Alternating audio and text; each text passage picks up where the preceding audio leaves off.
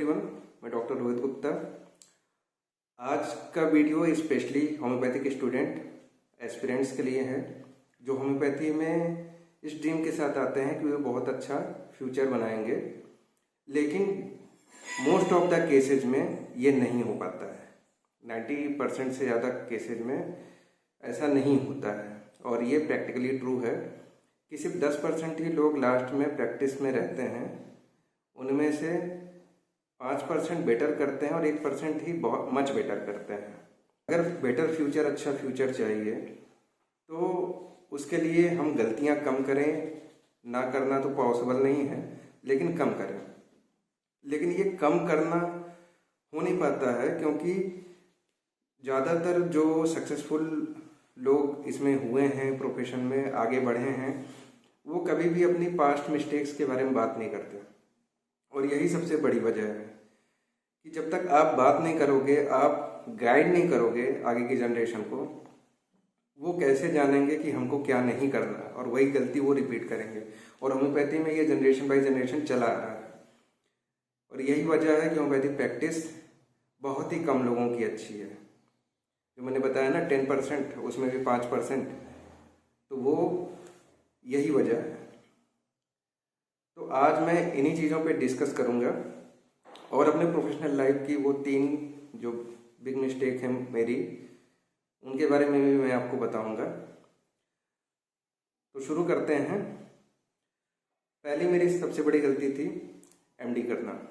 जी हाँ, आप सुन के शौक होंगे, लेकिन हाँ, ये मेरी सबसे बड़ी पहली गलती थी कि मैंने एमडी किया, जिसके वजह से मेरी रनिंग क्लिनिक टूटी एमडी को ज़्यादा समय देने की वजह से, और मेरा जो स्टार्टअप मैंने शुरू किया था वो भी डिस्टर्ब हुआ।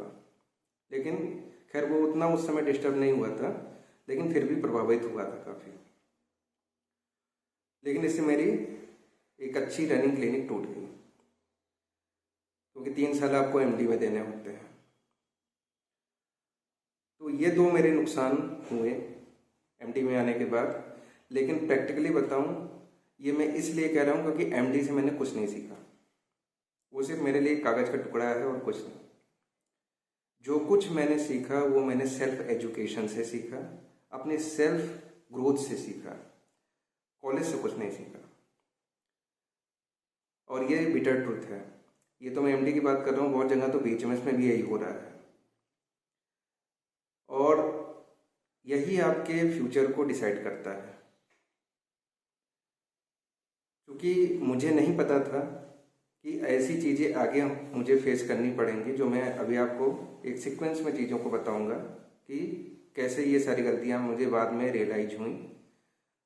एमडी में आया क्योंकि मुझे गाइड किया गया कि मेरी बुक जब फेमस हो गई थी पहली कि एमडी कर लेना चाहिए, तो एमडी कर लिया। क्योंकि उस समय रिसर्च और राइटिंग और टीचिंग में काफ़ी इंटरेस्ट था, तो आगे जॉब के लिए भी मुझे गाइडेंस मिला, तो जॉब में आ गया।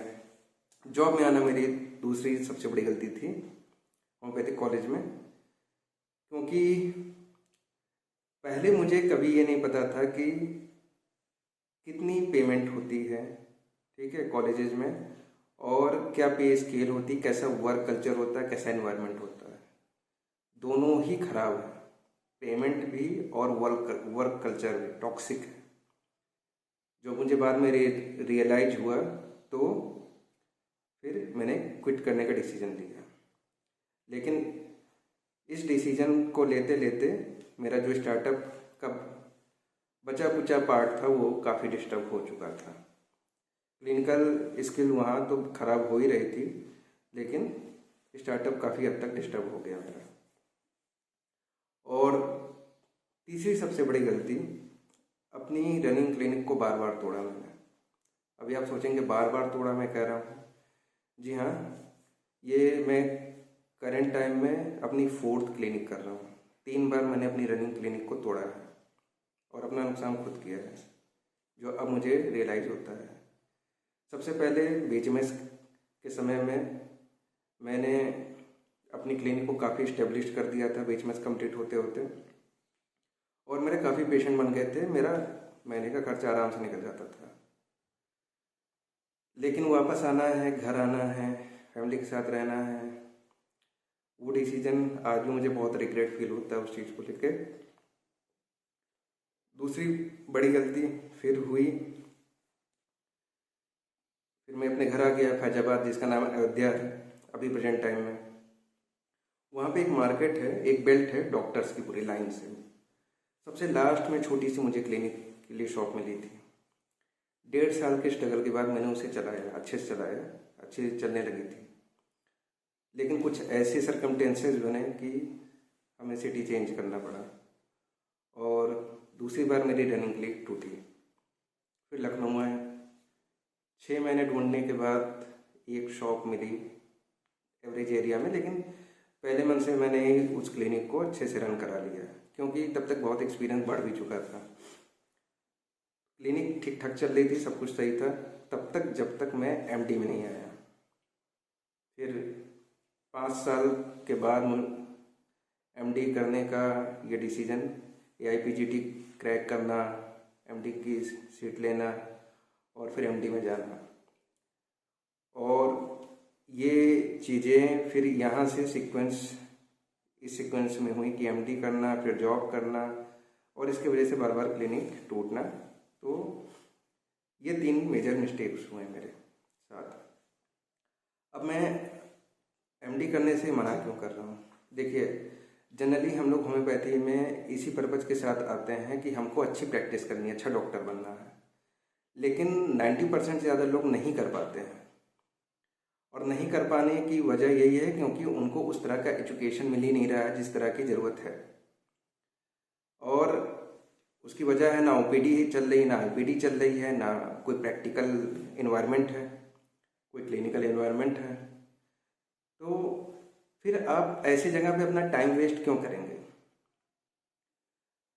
तो एमडी आप तभी करिए जब आपको बीएचएमएस में वो एनवायरनमेंट, वो चीज़ें ना मिली हों, तभी आप एमडी में जाइए। वो भी तब जाइए जब आपको गवर्नमेंट में ऐसे कॉलेज में सीट मिले जहाँ ओपीडी आईपीडी बहुत अच्छी चलती हो, बहुत भीड़ होती हो। तब जो आपकी वो कमी थी वहाँ पे वो यहाँ पूरी हो पाएगी। क्योंकि देखिए, फ्यूचर यही है, आप एक अच्छे डॉक्टर बन के ही आगे अच्छा फ्यूचर, अच्छा पैसा, अच्छा रेवेन्यू जनरेट कर सकते हैं। लेकिन अगर आप सोचें कि मैं सिर्फ जॉब करना है, तो सही बताऊं, चाहे जॉब प्राइवेट हो चाहे गवर्नमेंट हो, दोनों जगह सेम हालत है, वर्क कल्चर की टॉक्सिक है। फ़र्क सिर्फ इतना है कि गवर्नमेंट में पैसे ज़्यादा हैं, प्राइवेट में पैसे कम हैं। तो प्राइवेट में कुछ लोग हिम्मत करके निकल जाते हैं बाहर, लेकिन गवर्नमेंट में वो जो कंफर्ट जोन में फंस जाता है आदमी और हिम्मत नहीं कर पाता है, क्योंकि गवर्नमेंट जॉब है, लेकिन वो ज़िंदगी भर उसमें घुटता पिसता रहता है। तो वो चीज़ें आप जब अपने सराउंडिंग, आपके साथ जानने वाले लोग के साथ डिस्कस होती है ना, सब चीज़ें निकल के आती हैं बाहर, ठीक है। और ये नंबर्स वगैरह, मेडल्स वगैरह कोई काम नहीं आता आपकी प्रैक्टिस में। सिर्फ काम आता है आपका स्किल, आपका एजुकेशन, आपका नॉलेज। तो कभी उन चीज़ों को प्रायोरिटी मत दीजिए जिनकी कोई वैल्यू नहीं है। प्रैक्टिकली सेल्फ एजुकेशन की ही वैल्यू है, आप उस पर फोकस करिए। और प्रैक्टिस करने आए हैं तो सिर्फ प्रैक्टिस के पॉइंट ऑफ व्यू से नॉलेज को गेन करने की कोशिश करिए। देखिए, कभी कोई एलोपैथिक डॉक्टर को आप गवर्नमेंट जॉब या जॉब के लिए मरते नहीं देखेंगे, ठीक है। वो तो छोड़ देते हैं, हटाओ इससे ज़्यादा तो हम प्रैक्टिस में कमा लेंगे। और प्रैक्टिकली यही सही है, जिसके पास नॉलेज है, स्किल है, वो उससे ज़्यादा कमा रहा है, ठीक है। आप गवर्नमेंट जॉब में जो सैलरी मिलती है ना, और उस पर जो इंक्रीमेंट होता है, कभी उसको कैलकुलेट करके देखिएगा, ठीक है। कॉन्ट्रेक्चुअल और परमानेंट जॉब, चाहे वो फिजिशियन का हो, चाहे टीचिंग का हो, रिसर्चर का हो, या कोई और भी हो, और जो लोग अच्छी प्रैक्टिस कर रहे हैं उनका 1 महीने का टर्नओवर देखिएगा। शुरुआत में ही प्रॉब्लम होती है, फिर उसके बाद लाइफ लॉन्ग वो ज़्यादा बेटर होता है। तो आप अपना डिसीजन खुद लीजिए। मेरा काम था आपको सही रास्ता दिखाना। जो गलतियां हम लोग किए हैं, हमें किसी ने नहीं बताया, वो मैं आपके साथ शेयर कर रहा हूँ। सिर्फ आपकी प्रैक्टिस ही काम आएगी अगर आप एक अच्छा लाइफ स्टाइल और फ्यूचर चाहते हैं, पीसफुल लाइफ के साथ। तो